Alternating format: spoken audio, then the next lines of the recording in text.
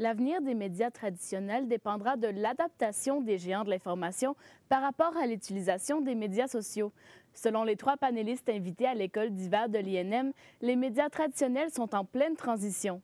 Raphaël Guillemette, voit-on un clivage entre les médias traditionnels et les médias sociaux? Tout à fait, Catherine. Les médias sociaux sont aujourd'hui un élément indéniable de la profusion de l'information pour les médias traditionnels. Ils en demeurent toutefois un outil de divertissement pour le public. C'est du moins ce que croient les 3 panélistes invités à la table ronde de l'école d'hiver d'aujourd'hui qui avait pour thème les médias traditionnels et sociaux. Je vous invite d'ailleurs à regarder mon reportage. Les géants de l'information s'adaptent comme les internautes aux nouvelles tendances comme les réseaux sociaux. Professeur à l'Université du Québec à Montréal, Jean-Hugues Roy croit d'ailleurs que leur avenir dépendra de leur aptitude à s'adapter. C'est plus juste les médias qui dictent ou qui possèdent la nouvelle. Là, maintenant, tout le monde peut en faire. Tout le monde peut participer à la sphère publique, participer à la démocratie. Alors ça, c'est bien.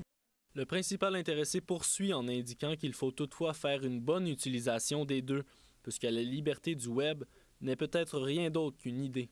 Il faut se rappeler que ce sont de grandes entreprises. Twitter, c'est une entreprise privée. Facebook, pareil. Les entreprises qui possèdent Internet, même chose. Donc, les intérêts privés demeurent présents. Puis, enfin, il faut être conscient de tout ça. On a une impression de liberté sur les médias sociaux, mais il y a beaucoup de chercheurs, beaucoup d'auteurs qui nous rappellent que souvent c'est une lubie de cette liberté-là. C'est un mirage.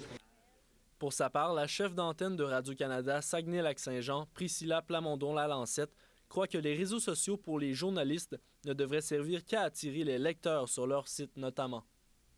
Les deux sont complémentaires. Il faut faire avec le déclin des médias traditionnels et savoir bien utiliser les médias sociaux pour en tirer profit.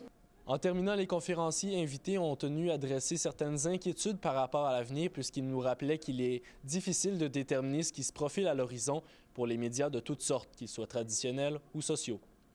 Raphaël Guillemette, ATM Nouvelles, à Saguenay.